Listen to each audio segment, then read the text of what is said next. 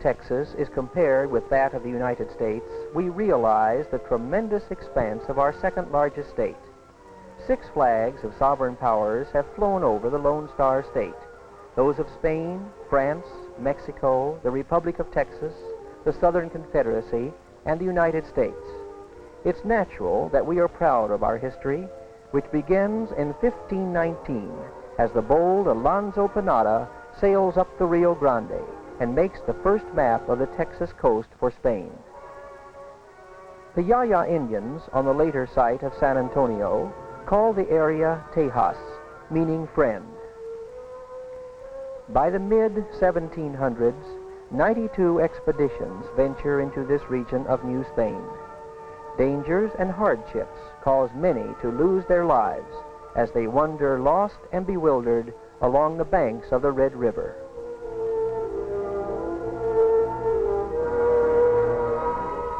Franciscan monks proposed a spiritual conquest of Texas and established 12 missions to be maintained by a few priests and soldiers. Civilization, colored with traditions and patterned by robed monks, centers within the thick walls of these presidios or forts. Life follows a routine, guided by the tolling of bells in the towers. San Jose, established in 1720, and the largest in this chain of missions, is famous for its rose window, acclaimed as one of the finest examples of stone carving in America. The purpose of these missions is twofold: to Christianize the Indian and to extend the frontier of the Spanish dominion. In 1821, Stephen F. Austin, a native of Virginia, brings a group known as the First 300, which take a place in Texas history similar to that of their forefathers, the Jamestown and the Plymouth pioneers.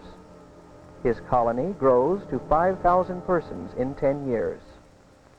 These pioneers possess courage, determination, and vision, and travel for months facing dangers and hardships to reach their destination.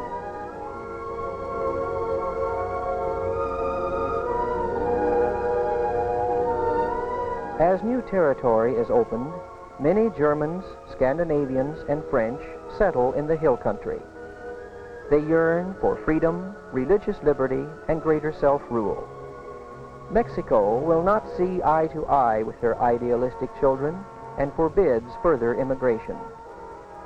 A battle at Gonzales foretells of greater bloodshed to come and brings realization to both sides that a revolution has started.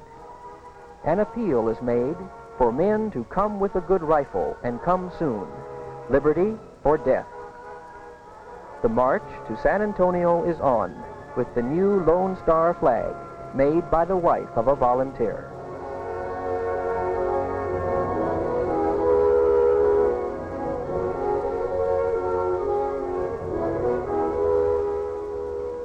Santa Anna, Mexican dictator, unleashes 3,000 of his army on the Alamo and slaughters the 187 defenders, led by Colonel Travis, James Bowie, and David Crockett. After the fall of the Alamo, Colonel Fannin surrenders near Goliad, and all 300 of his men are marched out of camp and shot.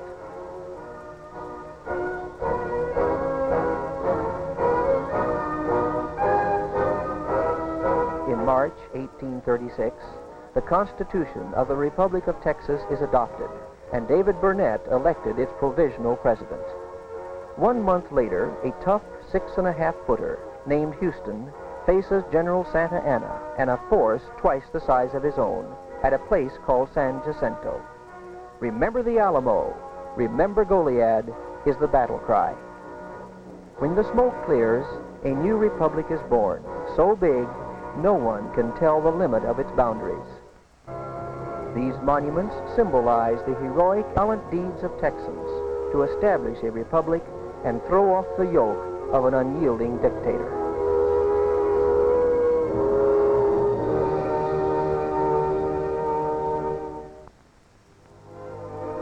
German immigrants settled in Fredericksburg, north of San Antonio. These Sunday houses provided Saturday night accommodations for those who lived too far to arrive in time for church on Sunday morning. Such hospitality was commonplace.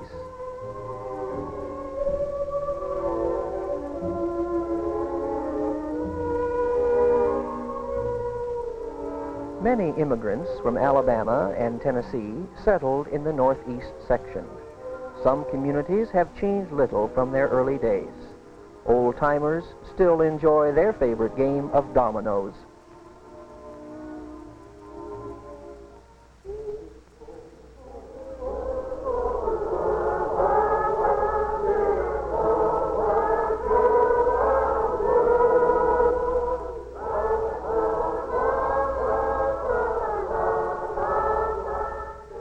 Sacred harp singing originated in Elizabethan England. Its distinction is calling the scale consisting of 3 notes. These notes are repeated twice, and a dominant 7th is added to introduce the new position. In the printed music, notes are recognized by their shape rather than their position on the staff, a system devised over 100 years ago. A sing can be an all-day affair, with only time out for a picnic lunch.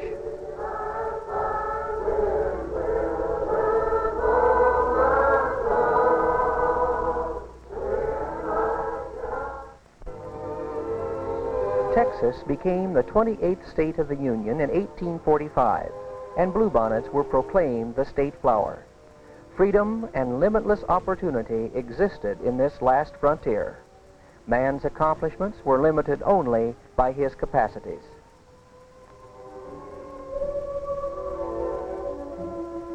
By 1860, Jefferson, the metropolis of East Texas and the steamboat terminal from New Orleans, was called the Mother of Texas. Most of the population of 23,000 lived in relative luxury upon the profits from the products of North Texas and those of foreign lands.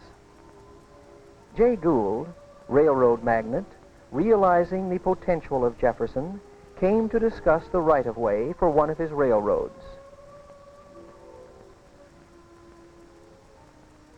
He stayed at the Excelsior Hotel and argued that his proposition would make Jefferson even greater.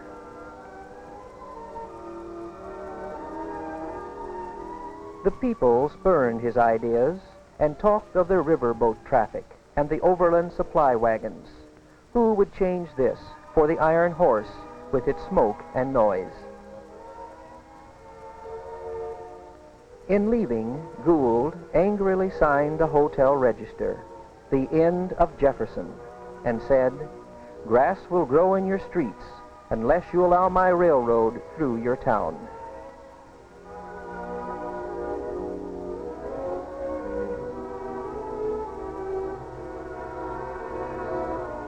He placed his railroad 3 miles away, and Jefferson slept on in quiet oblivion. Near the town of Mission, in the lower Rio Grande Valley, the Oblate Fathers planted our first orange groves and established an outpost in 1849 to bring religious culture to this area.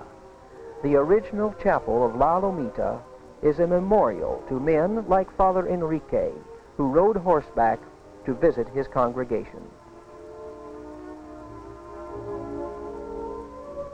Forts along the Butterfield stage route in West Texas gave assurance to the settlers. Stone and adobe buildings of Fort Davis now stand like giant sepia skeletons.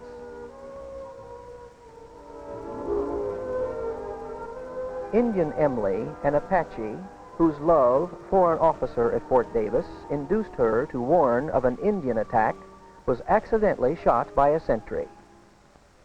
Texas Rangers helped protect the settlers against outlaws in this new frontier. Stagecoach drivers and passengers braved the dangers of weather, hunger, and robbery on trips to California, a jolting ride that took 30 days.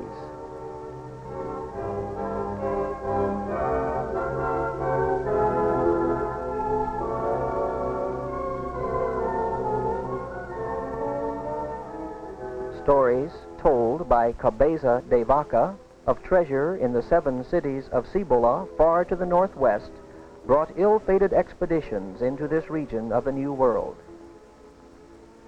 Prospectors, too, brought new life to the west. The Terlingua cinnabar deposit was one of the largest quicksilver mines in the world. It produced over 50 years. The name Terlingua was derived from 3 Indian tribes speaking 3 different languages. The owner, Chapito or Little Man, controlled everything in secret. All that could be seen were the smelters and the burro teams hauling flasks over rough mountain trails. Legend claims that Chapito's ghost still roams these mountains and the overgrown cemetery, for paths of glory lead but to the grave.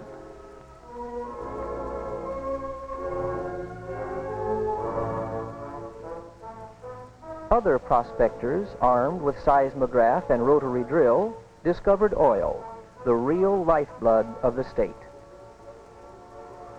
When the Lucas Gusher punctured Caprock at Spindletop in 1901, it erupted 75,000 barrels of oil per day, which changed the future of the world and even the history of the world.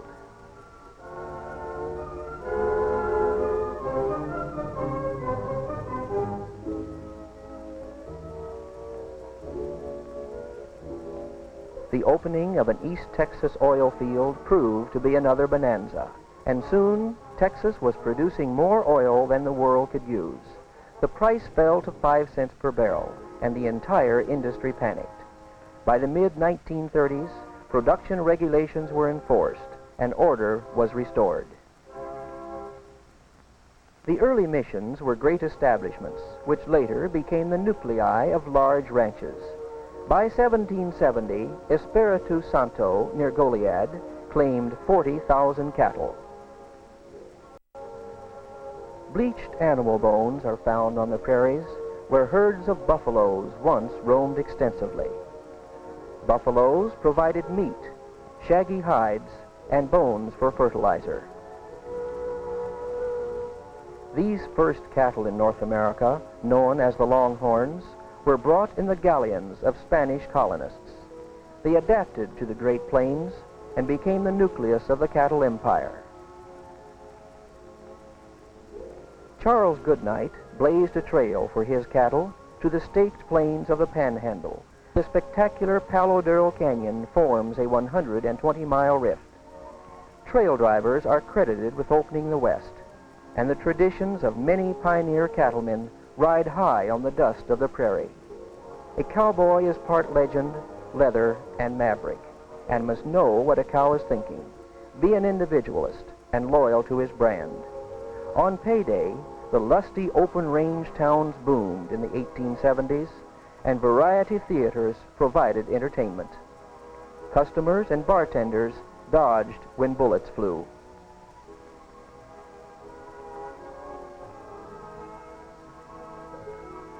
About 1880, the crossing of the Longhorn with the British Herefords began. This produced a higher grade of beef, but these cattle suffered from drought and insects. About this same time, barbed wire was introduced, and $500 offered to any cowboy who could drive his worst fence buster through the new wire.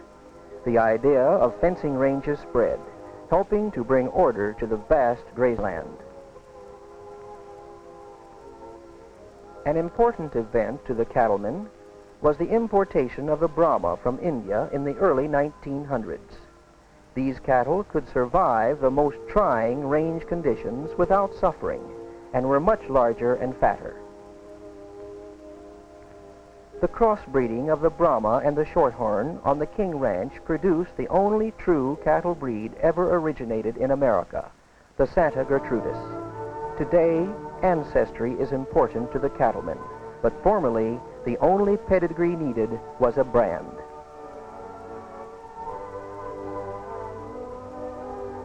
By 1885, Texas needed a new Capitol building. It was purchased with over 3 million acres of panhandle land. As the rolling tumbleweeds move steadily forward, so has our Texas heritage developed in growth and maturity.